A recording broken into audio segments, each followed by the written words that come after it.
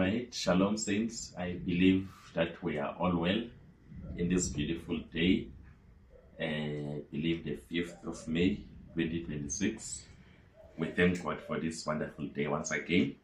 I just want us to share the word of God together, just a little bit to encourage each other, to strengthen each other, But before we open the word of God, let's just invite God Himself to this meeting. Let us pray. Our Heavenly Father, in Jesus' name, we come before you, we bless you, we give the glory, the praise, and adoration, Father God. Your word is about to be read. I ask that you take control, you take charge, Father God. May this word, Lord Jesus Christ, land in hearts that are ready to receive it. May it land in hearts, Father God, that will be transformed, Lord Jesus Christ of Nazareth. I bless you. I give you the glory, the praise, and adoration in the mighty name of our Lord Jesus. Amen. I would like us to go to the book of Joshua chapter 1. We are going to read from verse 12 up to 15. It reads as follows.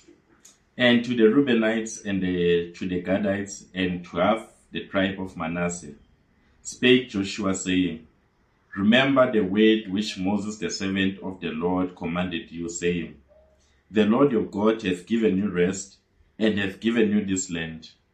Your wives, your little ones, and your cattle shall remain in the land which Moses gave you on this side Jordan.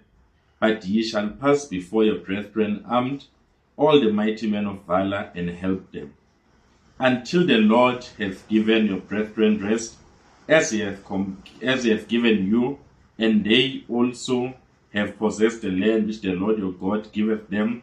Then ye shall return unto the land of your possession, and enjoy it, which Moses the Lord's servant gave you on this side Jordan towards the sun rising. Hallelujah. So we are reading a very interesting chapter here. It is when Joshua had taken over as the leader of the Israelites, after Moses' death. So they were now approaching the river Jordan. They were about to cross it. But according to the land allocation given to the tribes of Israel, 3 tribes were given just on the side of the Jordan before they crossed into the other side.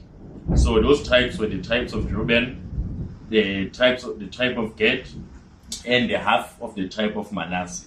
So that means that on their way from Egypt, as they traveled through the wilderness, they got to the part where these 3 tribes that I've mentioned have been allocated, but the rest of the tribes had been allocated on the other side of the Jordan, meaning that these 3 did not even have to cross to get to the part that had been allocated to them.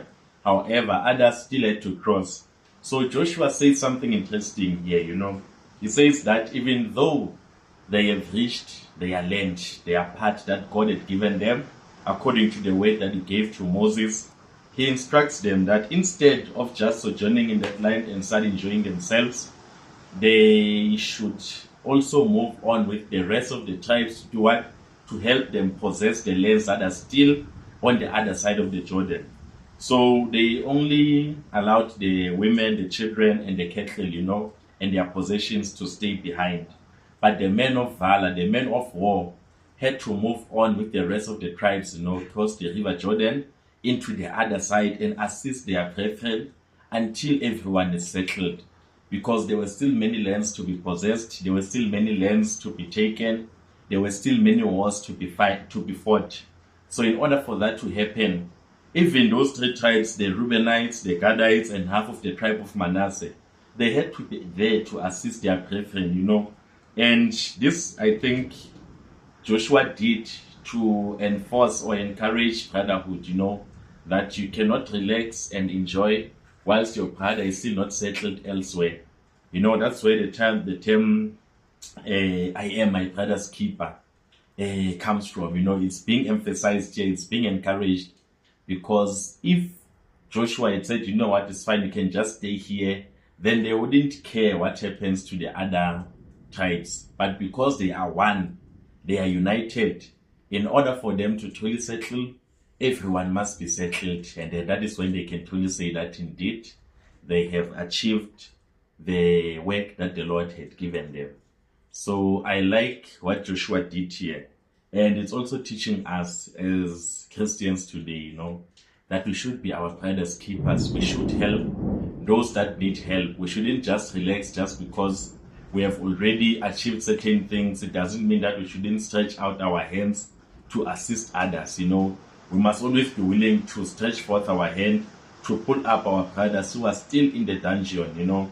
And if you can go to Matthew chapter 5, verse 15, Jesus says something very interesting here.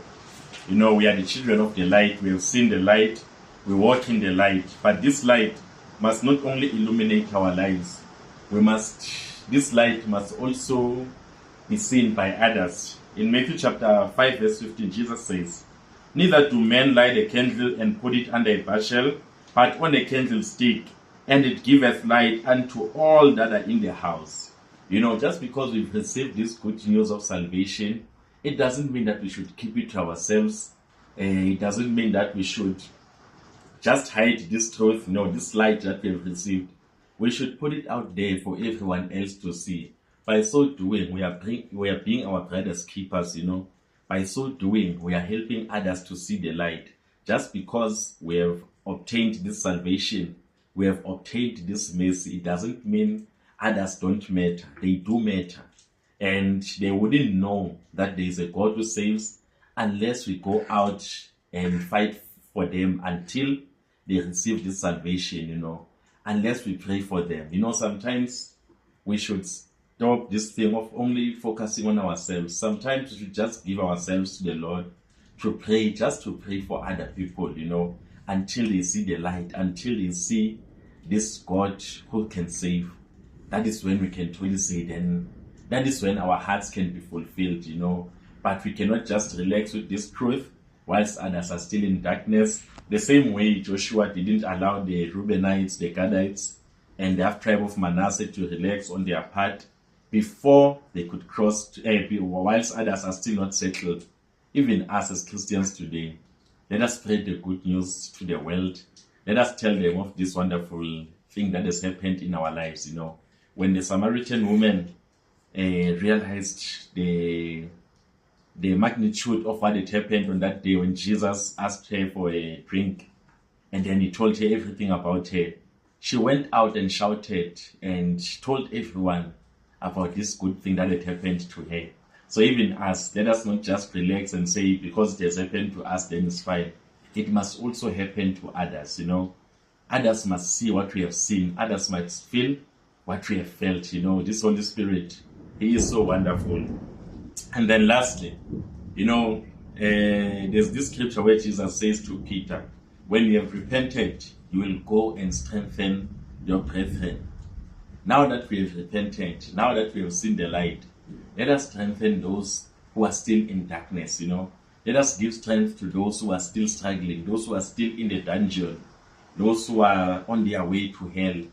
Let us redirect them, by sharing the good news of the Lord so that everyone can settle. It would be nice if we can just go to heaven, all of us, our friends, our families, our colleagues. It would be beautiful, Let's not say that since now we are on our way to heaven, then the rest don't matter. They do matter. Let us be our brother's keepers, unlike Cain, who refused to be his brother's keeper. Unlike the tribe of, the kingdom of Edom, when the Israelites were going through the wilderness, they asked to pass through the land of the Edomites. The Edomites come from Esau, who is Jacob's brother. So it was like siblings asking for a passage from their brother, but then the Ephraimites, the Edomites, they refused passage to Israel, They refused to be their brother's keeper. So let us be our brother's keeper. Let us feed the sheep of our Lord Jesus Christ till the day of His coming.